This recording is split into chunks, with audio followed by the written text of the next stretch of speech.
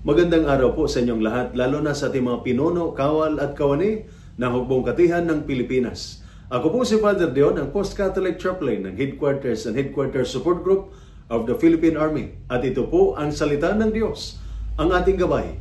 Ngayon po ay Saturday, July 12, 2025, ng ika-14 na linggo sa karaniwang panahon.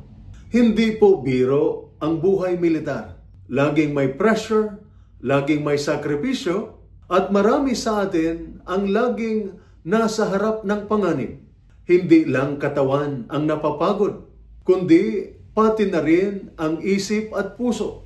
Kaya ngayon, mula sa ating mga pagbasa sa banal na kasulatan, gustong ipaalala sa atin ng Diyos. Huwag kayong matakot, hindi kayo nag-iisa.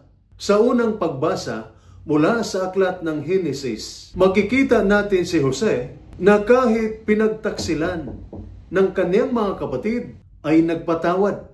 Hindi siya nagtanim ng galit.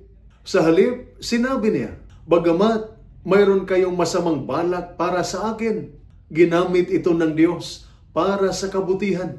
Ito ang tunay na spiritual resilience. Hindi niya hinayaang sirain ng sama ng loob ang kanyang puso at isipan. Dahil buo ang tiwala niya sa Diyos, napanatili niyang payapa ang kanyang loob kahit sa gitna ng sakit.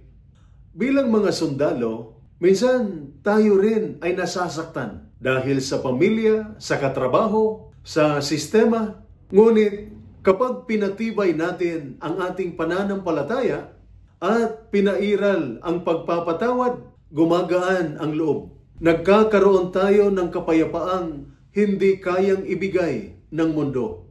Sa ating ebanghelyo naman, sinabi ni Jesus, huwag kayong matakot sa mga pumapatay ng katawan, ngunit hindi naman kayang pumatay ng kaluluwa. Alam ng Ama ang lahat tungkol sa inyo. Ibig sabihin, mahalaga ka sa Diyos. Alam niya ang bawat lungkot mo, pagod mo at takot mo. Kaya kung gusto nating mapanatili ang mental health natin at ng ating pamilya, kailangan nating patatagin ang ating spiritual at moral na pundasyon. Ito ay sa pamamagitan ng panalangin, pagpapatawad, sa pakikinig ng salita ng Diyos, at pakikiisa sa komunidad ng pananampalataya. Ito ang nagbibigay ng tunay na lakas ng loob, ang malalim na ugnayan sa Diyos.